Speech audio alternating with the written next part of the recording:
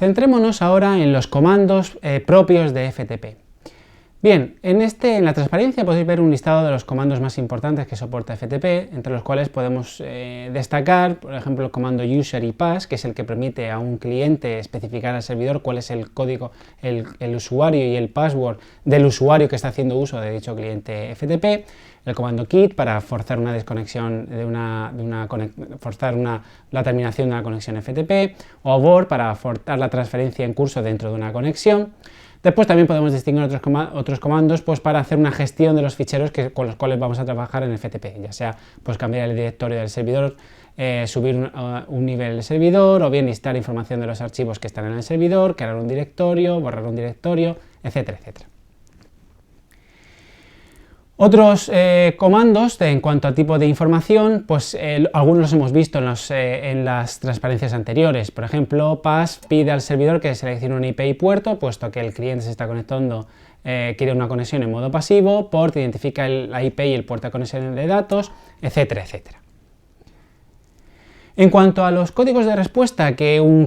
servidor puede generar debido a la ejecución de un comando que el cliente le ha mandado, pues tenemos códigos que se componen de 3 dígitos, en donde el primero de ellos identifica la categoría de la respuesta. En ese sentido, pues vemos que hay ciertas semejanzas con los códigos de respuesta en HTTP. Por ejemplo, así los códigos de respuesta que empiecen con un 2 indican al cliente que el servidor ha podido ejecutar un determinado comando con éxito. Mientras que los 2 últimos dígitos de los comandos de respuesta pues especifican la respuesta concreta que el servidor le está dando al cliente. Aquí podemos, en cuanto a una cosa son los comandos FTP y otra son los comandos a alto nivel que un usuario puede usar directamente cuando está usando FTP. Aquí, por ejemplo, en la imagen vemos una interfaz de usuario de un cliente FTP en donde en rojo hemos marcado la casilla que habilita a ese cliente FTP a operar en modo pasivo cuando se conecte con un determinado servidor.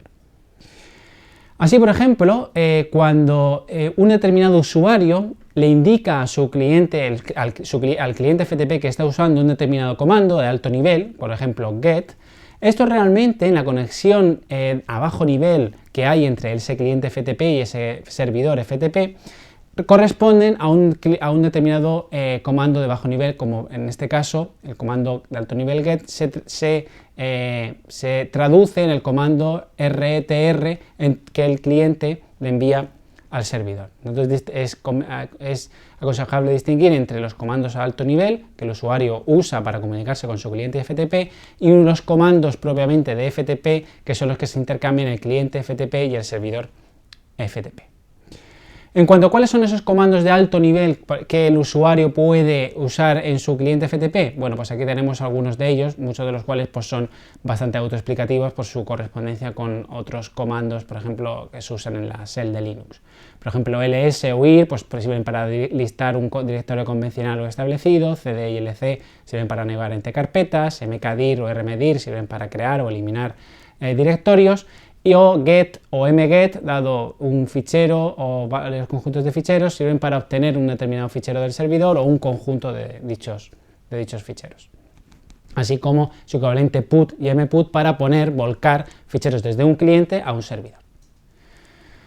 Así, por ejemplo, como hemos dicho antes, debemos distinguir entre comandos de usuario y comando FTP. Así, por ejemplo, un comando de usuario get se traduce en un comando de FTP RETR y el comando de usuario put se traduce en el comando FTP STOR.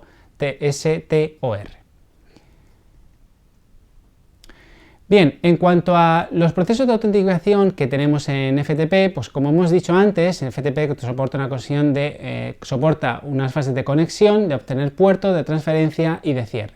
Así, por ejemplo, vemos que en la imagen tenemos diferentes fases, donde primero tenemos un mensaje del servidor, a continuación un mensaje del cliente FTP al usuario, la entrada de teclado del usuario, en donde podemos ver que el usuario introduce su usuario y su password, en los cuales se traducen en un comando user que es enviado del cliente al servidor y otro comando pass que es enviado del cliente al servidor, a fin de que el usuario se autentique en el servidor de en el servidor para iniciar una transferencia o una obtención de determinados ficheros. A continuación, una vez que el usuario se ha autenticado de manera exitosa en el servidor, pues podemos ver que el usuario escribe el comando de cliente put porque quiere volcar un determinado fichero en el servidor. Esto se traduce en una serie de comandos que el cliente envía al servidor, tales como port o stor a fin de volcar dicho fichero en el servidor. Y finalmente, cuando el usuario, una vez que ha introducido el comando put, introduce el comando close para cerrar la conexión, eso se traduce en que el cliente envía el comando ftp quit para cerrar la conexión con el servidor. En cuanto a la seguridad en FTP, pues hay varias alternativas. Bien, podemos